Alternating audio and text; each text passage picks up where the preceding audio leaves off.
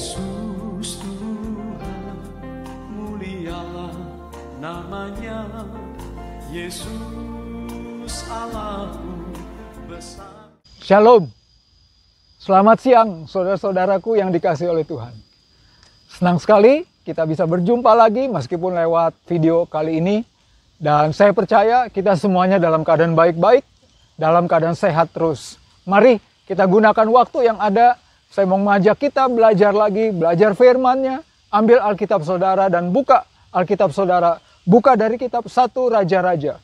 1 Raja-Raja pasal yang ke-17, ayat yang ke-7 sampai yang ke-24. Saudara, ini ayatnya cukup panjang, jadi saya tidak akan membacakan semuanya.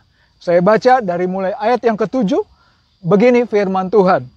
Tetapi sesudah beberapa waktu, sungai itu menjadi kering, sebab hujan tiada turun di negeri itu. Ayat ke-8. Maka datanglah firman Tuhan kepada Elia. Bersiaplah pergi ke Sarfat yang termasuk wilayah Sidon. Dan diamlah di sana, ketahuilah aku telah memerintahkan seorang janda untuk memberi engkau makan. Ayat yang ke-10. Sesudah itu ia bersiap lalu pergi ke Sarfat. Setelah ia sampai di pintu gerbang kota itu, tampaklah di sana seorang janda sedang mengumpulkan kayu api. Dan demikian selanjutnya sampai ayat yang ke-24. Saudara-saudaraku yang dikasihi oleh Tuhan, tema renungan kita pada saat ini, kita mau belajar firman Tuhan, bertema adalah cara penggenapan janji Tuhan. Cara penggenapan janji Tuhan. Beberapa waktu yang lalu, kita sudah pernah belajar, saya pernah membagikan bahwa kita harus hidup di atas janji Tuhan. Kita harus percaya, kita harus mengerti bahwa Tuhan memiliki janji-janji yang luar biasa dalam kehidupan kita. Nah, terkadang cara penggenapannya itu saudara. Terkadang banyak orang Kristen yang tidak tahu bagaimana cara penggenapannya. Nah, kita mau belajar ini perintah supaya Elia, perintah dari Tuhan supaya dia pergi ke Sarfat. Dia pergi ke Sarfat, dia akan menemui seorang janda. Tapi janda ini miskin, miskinnya luar biasa. Miskinnya luar biasa. Dan si janda inilah nanti yang akan mencukupi memberi makanan kepada Elia selama beberapa waktu dia di sana. Saudaraku yang dikasihi Tuhan, ini cerita yang luar biasa unik. Mujizat Tuhan, tapi cara penggenapan janji Tuhan. Kita lihat saudara, ada 2 poin. Poin yang pertama tadi dari ayat yang ke-7 sampai yang ke-10 saudara-saudara. Intinya saya mau katakan begini, bahwa Tuhan memberikan perintah kepada Elia. Lalu Elia langsung respon. Sekali lagi, Elia langsung meresponi, langsung taat.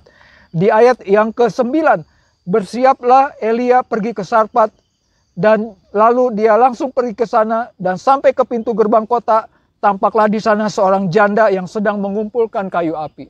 Saudaraku yang dikasihi oleh Tuhan. Poin yang pertama kita belajar seperti Elia, bahwa cara penggenapan janji Tuhan itu kita harus lakukan, kita harus taati. Kebanyakan kita seringkali berpikir, masa iya?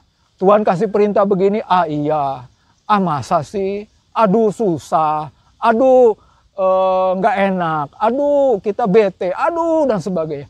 Keseringannya, kebanyakannya kita sebagai orang percaya, sebagai orang Kristen, ketika Tuhan memberikan perintah, kita memberikan respon yang seperti demikian tadi. Kita nggak langsung mentaati seperti Elia. Kita nggak langsung meresponi. Kita nggak langsung menerima dan bertindak terhadap perintah Tuhan. Makanya seringkali kita nggak mendapat janji Tuhan. Meskipun kita seringkali sudah berdoa, kita berdoa pagi, kita berdoa tiap hari Minggu, kita berdoa di tempat kesempatan-kesempatan, saudara. Tapi kita nggak mendapatkan penggenapan janji Tuhan. Mengapa? Karena kita nggak cepat meresponi. Saudara-saudaraku, Tuhan tidak suka dengan anak-anaknya, dengan orang percaya yang tidak meresponi. Ya. Dengan kata lain, kita seakan-akan tidak taat, tidak percaya bahwa itu perintah Tuhan dan bahwa Tuhan bisa menggenapi janjinya dengan cara apapun. Saudaraku yang dikasihi Tuhan, kalau hari-hari ini saudara mendapatkan perintah sesuatu dari Tuhan, segera lakukan. Terutama di masa pandemi corona ini, ada banyak orang kebingungan, ada banyak orang sedang protes, ada banyak orang sedang mengeluh, ada banyak orang sedang kesusahan. Saudaraku yang dikasihi Tuhan, di satu sisi Tuhan berjanji, kita tidak akan kekurangan, kita tidak akan ditinggalkan, kita tidak akan dibiarkan. Tuhan pasti menolong dan memberkati. Tapi caranya, waktu Tuhan memberikan perintah, Ikuti saudara-saudara, responi, taati, langsung cepat. Maka kita akan mendapatkan penggenapan janji Tuhan. Saudaraku yang dikasihi Tuhan. Memang unik. Cara penggenapan janji Tuhan unik. Saudara-saudara, ingatlah bahwa Tuhan bisa memberikan perintah dengan cara-cara yang banyak hal, saudara-saudara. Tuhan itu kreatif. Tuhan itu kreatif. Tuhan itu banyak cara. Tuhan itu tidak selalu menggenapi janjinya dengan cara ini. Tuhan itu tidak selalu memberikan berkatnya dengan cara A, dengan cara B. Terus tiap hari, tiap minggu. Oh tidak. Tuhan kita Tuhan yang kreatif. Tuhan itu Tuhan yang maha besar, maha kuasa. Dia penuh mujizat, saudara-saudara. Oleh karena itu ketika Tuhan memberikan perintah, Tuhan memberikan sesuatu pengajaran kepada kita. Responi, saudara-saudara. Salah satu contohnya adalah saya sering mengatakan di dalam musim fenomena pandemi corona ini, apa salah satu tujuan Tuhan?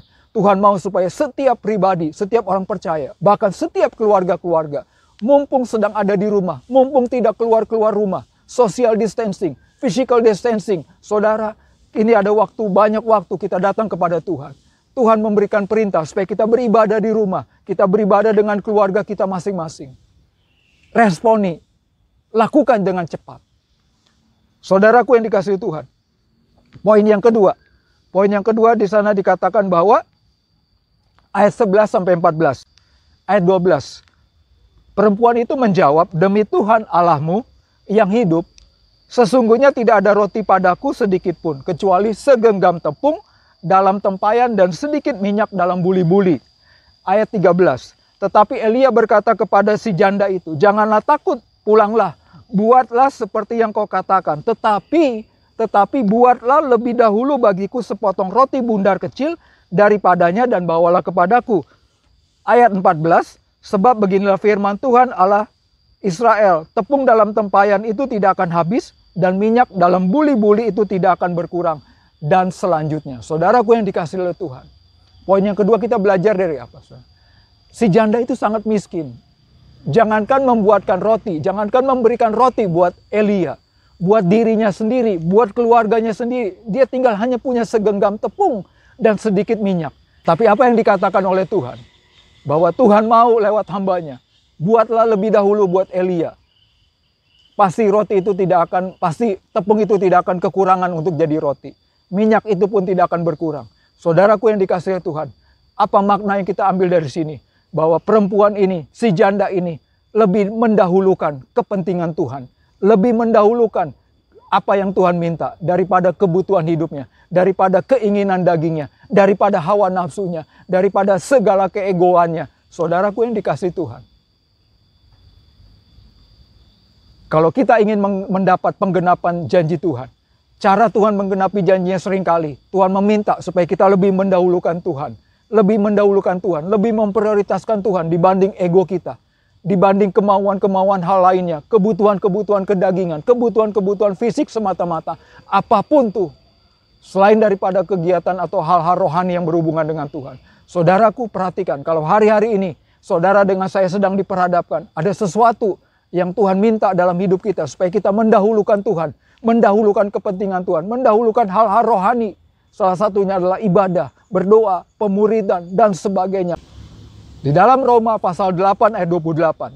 Di sana dikatakan, sebab sekarang kita tahu bahwa Allah turut bekerja dalam segala sesuatu untuk mendatangkan kebaikan bagi mereka yang mengasihi Dia, bagi mereka yang mengasihi Dia. Saudara-saudara, artinya bagi orang yang mengasihi Tuhan dulu, bagi orang yang mendahulukan Tuhan, bagi orang yang lebih memprioritaskan Tuhan, maka Tuhan akan turut bekerja dan mengasihi dan memberkati dalam segala sesuatu. Bayangkan saudara-saudara. Adakah hari-hari ini kita lebih mendahulukan Tuhan? Atau adakah hari-hari ini kita lebih mementingkan ego kita? Kita main-main, kita jalan-jalan, kita banyak lihat di TV saudara-saudara. Hari-hari ini, ya tempat-tempat hiburan, tempat-tempat lainnya penuh sekarang hari-hari ini.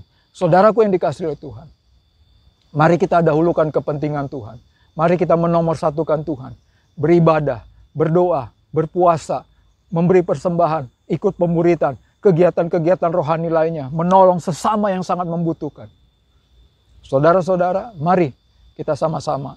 Kita mau mencapai atau mau mendapat penggenapan janji Tuhan sepanjang hari-hari ini, terutama dalam masa pandemi corona ini. Jangan takut saudara-saudara. Tuhan pasti memberkati kita. Mari kita berdoa. Bapa di surga, kami bersyukur untuk firman-Mu pada kesempatan ini. Bapa, meteraikan firman-Mu. Bapa, kami mau mendapatkan penggenapan janji-Mu di dalam hari-hari ini Tuhan, terutama di dalam pandemi corona.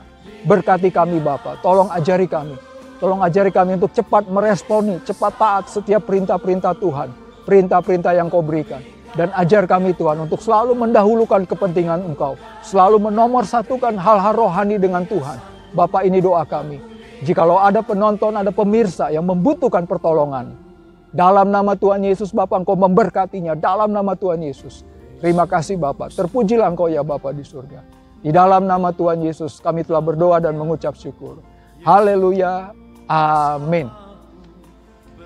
Akhir kata, saya mewakili dari pengurus besar Yayasan Visi Berkat bagi Indonesia mengucapkan terima kasih. Sampai jumpa di lain kesempatan. Tuhan Yesus memberkati saudara-saudara.